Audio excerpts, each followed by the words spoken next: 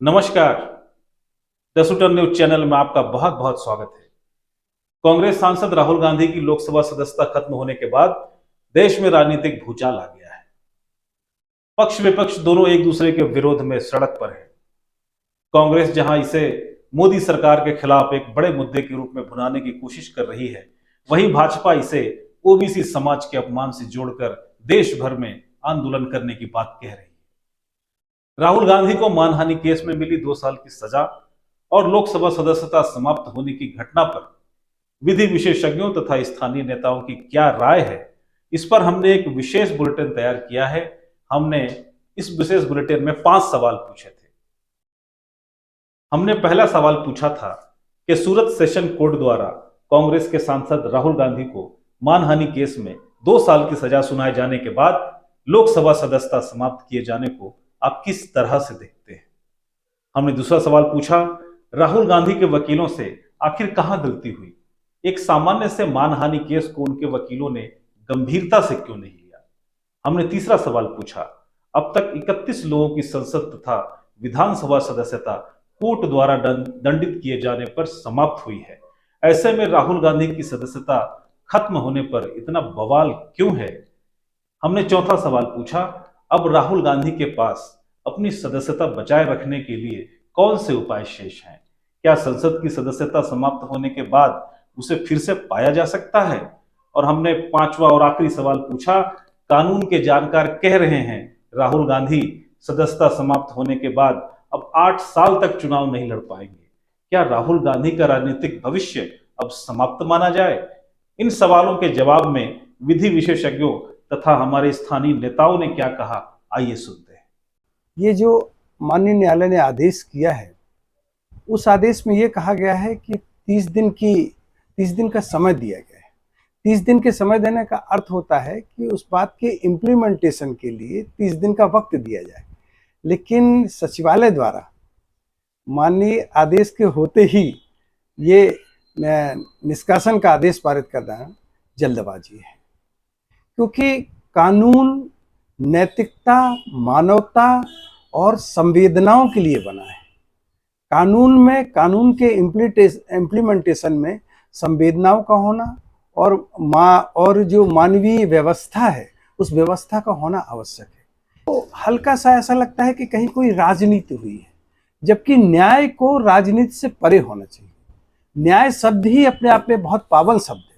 उस पावनता की रक्षा करना हर राजनेता का, हर संस्था का और हर नागरिक का कर्तव्य है। और सच्चाई तो यह है कि राहुल गांधी ने क्या कहा, उससे ज्यादा नेता कह रहे हैं। आपकी चैनल में, सारी चैनल में आता है क्या क्या नहीं कहा गया। सोनिया गांधी जी के लिए क्या क्या नहीं लोगों ने कहा, राहुल गांधी के लिए क्या क्या नहीं लोगों ने कहा। उन शब्दों को चैनल में दोहराया नहीं जा सकता।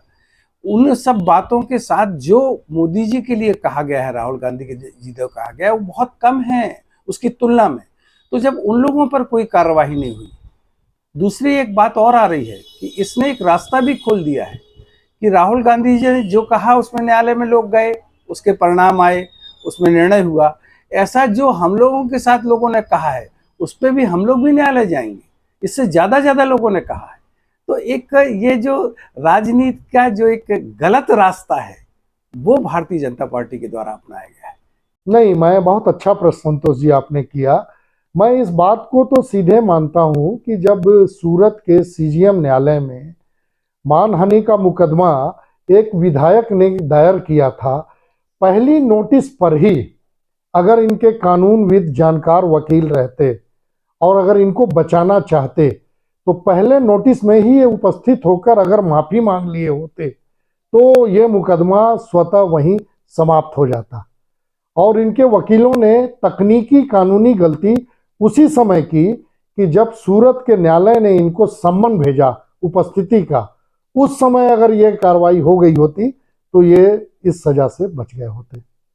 राहुल गांधी अपने आप को और कांग्रेस पार्टी, देखिए इनकी दादी थी जो स्वयं को अपने कानून से ऊपर समझकर 1975 में देश में आपातकाल लागू की। उसका हश्र क्या हुआ।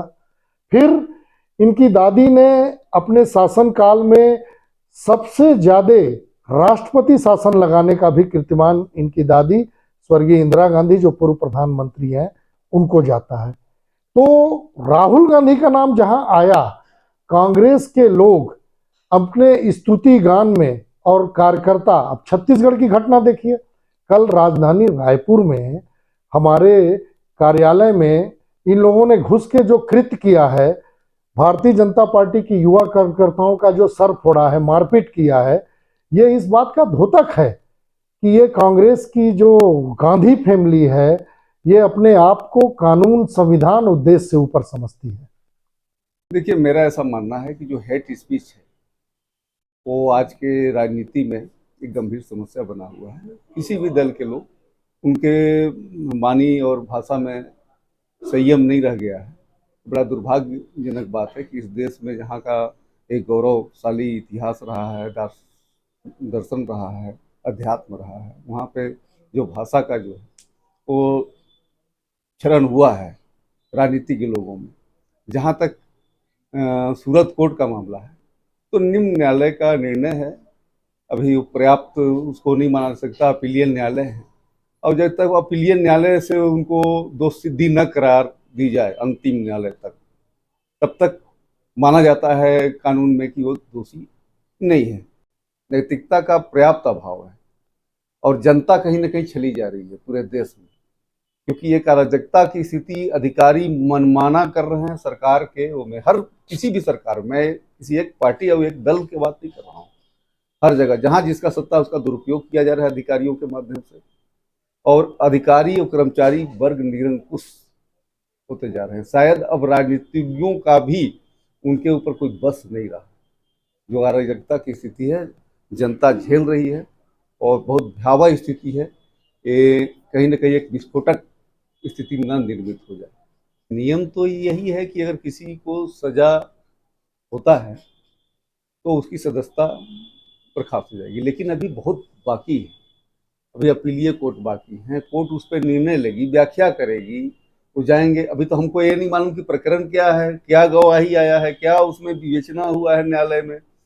तो अपन तो सिर्फ ससरी जो मीडिया बता रहा है, जो पत्रकार लोग लिख रहे हैं वही देख रहे हैं, अपन तो दस्तावेज को देखे नहीं है, उनका मूल्यांकन हम इस स्तर पे नहीं कर सकते ना। तो अभी अपीलीय न्यायालय है, फिर संवैधानिक पीठ है न्यायालयों का, वो निर्णय लेगी, अभी तो बहुत बाकी है।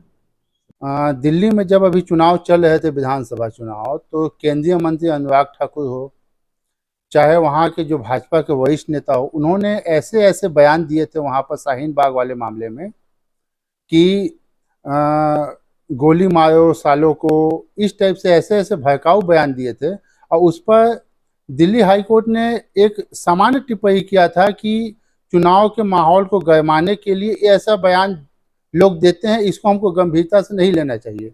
और वहीं पर अब ऐसा क्या हुआ कि वहाँ पर ये बोल देना कि मोदी चोर है, अब वो किस मोदी के बारे में बोले थे ये बात तो भाई न्यायालय में प्रस्तुत किए गए सबूत के आधार पर हम कह सकते हैं, लेकिन इस मामले को भी इतने गंभीरता से लेना, ये समझ में नहीं आ रहा है कि ये मतलब हाई कोर्ट का या जज का क्या विवेक है या क्या सबूत पेश किया गया है। लेकिन मुझे तो ऐसा लगता है कि राहुल गांधी माफ़ी भी नहीं मांगेंगे और वो इस मुद्दे को लेकर पब्लिक के पास जाके इस मुद्दे को राजनीतिक मुद्दा बना के इसको भुनाना चाहेंगे कि देखिए हमारे संसदीय सदस्यता समाप्त हो गई, उसके बाद भी हम पब्लिक के लिए लड़ रहे हैं, हमको पद से कोई लालच नहीं है।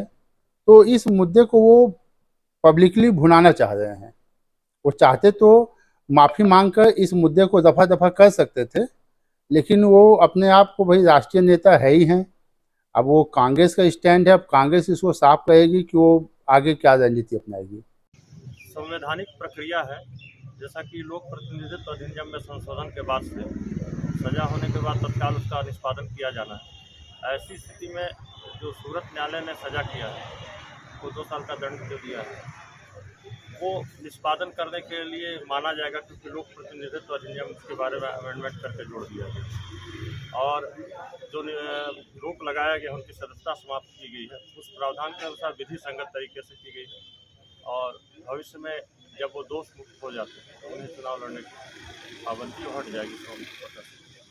विधायिका कानून का पालन कर रही है और किसी दंडित आदमी को प्रक्रिया में भागने विधायिका से वंचित कर रही है, तो यह स्वस्थ परंपरा है और देश की विधायिका के लिए बहुत अच्छा संदेश है कि आने वाले समय में हमारे विधायिका में जो अपराधी किस्म के सांसद विधायक हैं वो सदन में नहीं जा सकेंगे और हमारा सदन साफ सुथरा होगा, अपराधियों से मुक्त होगा। देखिए, ये न्यायिक प्रक्रिया में हुआ है, ये अलग बात है कि ये कोई अंतिम निर्णय नहीं है और इसके बाद राहुल जी के लिए बहुत सारे उपचार हैं। उच्चतर कोर्ट में वो अपील कर सकेंगे और वहाँ कानूनी स्थिति स्पष्ट हो जाएगी। जो लोअर कोर्ट के समक्ष जिसमें ये निर्णय सुनाया गया है, उनके पास ये साक्ष्य रहा होगा कि वो धारा 500 आईपीसी के तहत दोषी करार दिए गए। उसमें प्रश्न सिर्फ इतना है कि जो 500 का जो हम लोगों का जो अनुभव है लगभग 40-42 सालों के वकालत का, धारा 500 में सजा बहुत रेयर मामलों में ही होता है, नंबर 1। नंबर 2, और ये जो 2 साल जो मैक्सिमम सजा जो है उसको दिया गया है, ये भी मैं समझता हूँ कि ये ऐतिहासिक ही है और कोई मामला हमने आज तक सुना नहीं। एक जनप्रतिनिधि होने के नाते ऐसे सभी लोगों को जो है अपने वाणी से जो है संयम बरतना चाहिए, क्योंकि आप समाज के बीच में रहते हैं। तो मेरा ऐसा मत है कि मर्यादित भाषा होनी चाहिए बोलचाल की भाषा में, और एक समाज विशेष को निश्चित रूप से जो है उससे पीड़ा पहुंची है। तो मैं मानता हूं कि ऐसे शब्द दोनों तरफ से नहीं आना चाहिए, चाहे वो किसी भी पार्टी का हो। निश्चित रूप से इससे बचना चाहिए। मेरा मानना है कि भारत के यशस्वी प्रधानमंत्री और विश्व के सबसे लोकप्रिय राजनेता आदरणीय नरेंद्र मोदी जी के ऊपर जिस प्रकार जाति सूचक शब्दों का इस्तेमाल करते हुए गाली राहुल गांधी जी के द्वारा दिया गया था, सर्वोच्च न्यायालय ने निश्चित रूप से संविधान की गरिमा को ध्यान में रखते हुए उनको 2 साल की सज़ा सुनाई है, जो डॉक्टर अम्बेडकर के द्वारा बनाए हुए संविधान का एक जीता जागता उदाहरण है। इतने बड़े लोकप्रिय एक विपक्ष के नेता को 2 साल की सज़ा हुई है। निश्चित रूप से पिछड़े वर्ग में जो मोदी समाज और तेली वगैरह और जो भी उससे संबंधित जाति के लोग भारतवर्ष में रहते हैं, उनका अपमान हुआ है। इस अपमान के बदले पूरे कांग्रेस पार्टी को फ्रंट में आके सब देश के सामने आके माफ़ी मांगना चाहिए।